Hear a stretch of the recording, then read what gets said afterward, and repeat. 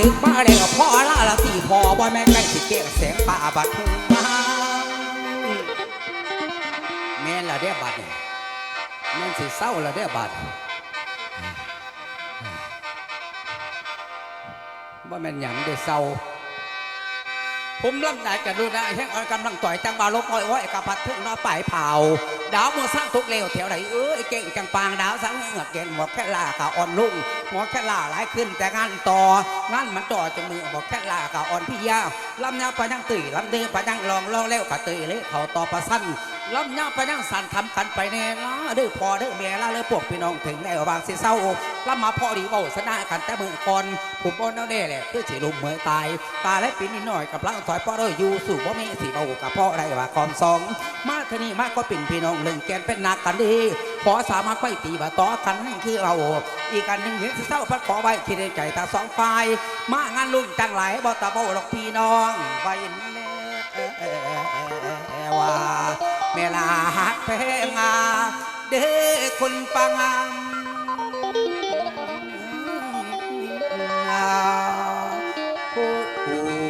โอ้ย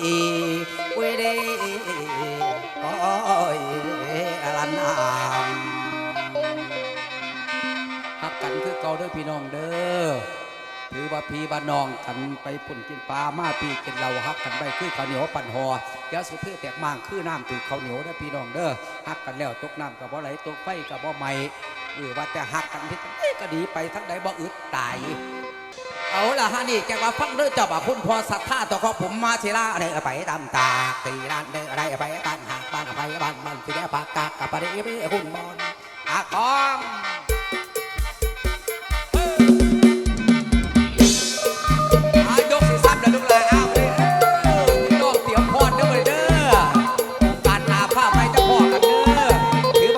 ขอบคุณพี่น้องสุขุมสุขมานั่งเป็นกำลังใจมือดี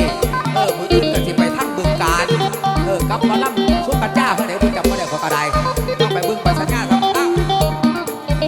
ก็ไปยังน้องหลาน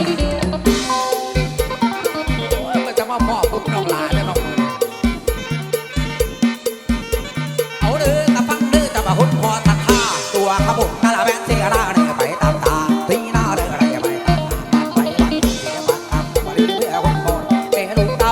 ตะกอนทางใหม่ใส่ทุ่งนั่งเด้อเมย์แล้วมาบึ้ดทุกคนผู้เต่าผู้แก่ถ้านั่งเด้อเต็มพอเต็มไม่หน่อยถูกลูกขาดผู้ผู้สาวสีตาเด็กหน่อยละมาบึ้ดจ่อยละมาถูกโอซี่โอซี่ได้จากนี้ล่าไปงานไป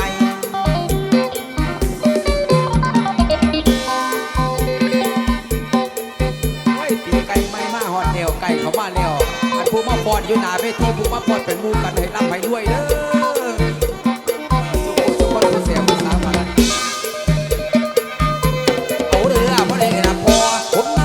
เอาใจใส่เต็มบึกเต็มปากมีเรื่องอะไรเป็นละบ้างเป็นบึกตลอดบึกเด้อไม่อะไรพุ่งไม่บอลแต่อะไรเรียนมาละร้องมาตาร้องอะไรพอเอารักเด้อพอใจเลยพอเดินมาตาไทยปีละมาทันแม่ละพอใจที่หลังยังอีกนักที่จะฝ้าผาพอปีขันพอต้องแต่เวลาได้สิ่งงานสมคนพอขา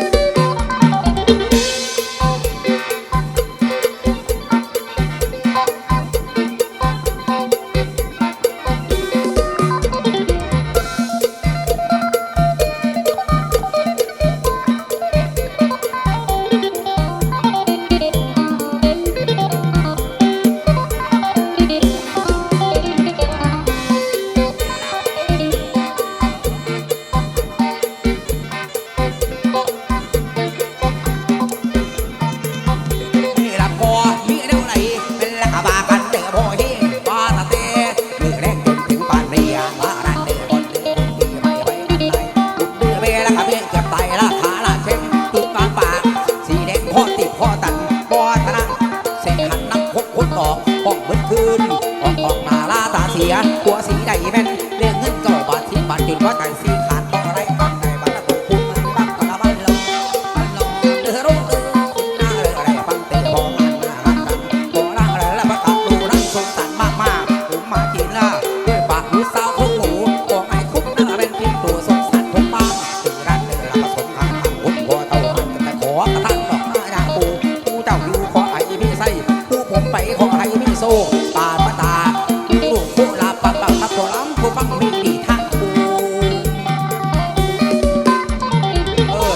สระนี่เจ้าของค่ายก็ให้ยืมลองจักบาทเด้อคนให้เงินมาเด้ออย่าปั๊มอย่าไหมกันเด้อถือว่าหากินทั้งนี้น้ำกัน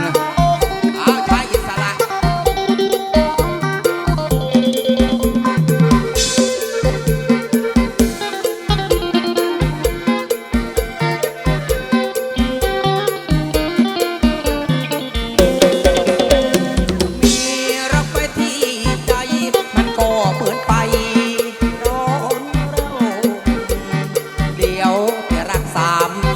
เ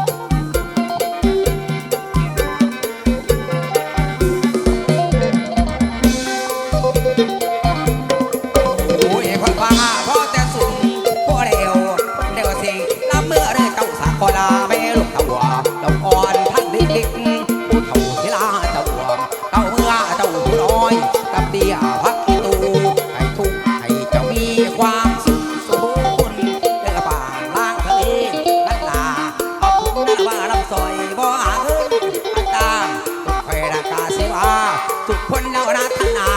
สุขคนแล้วรัตนาผมขอลาไปก่อนลาตาบ้านคอนที่เก่งของอาเลยพ่อเอ้ยคุณพ่อกับผมขอลาคุณตาแล้วกับผมขอไหวคุณนั่นแล้วกับผมขอทูลเบิดประโยชน์ตอนนี้เมื่อวาน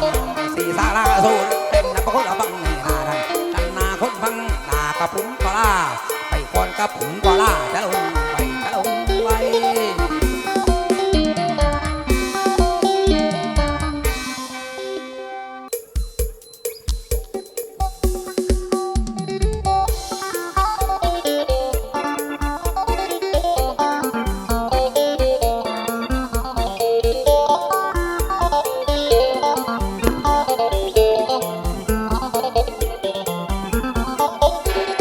โอ้ยละพี่หมอลำโอ้ยละพี่หมอลำเดือแต่ลำทั้งสันหันลงเดินกันทั้งลวงเดือแต่ลำลองเลี้ยวมาเตยเครื่องใส่แค่คำพูดของพี่มันมัน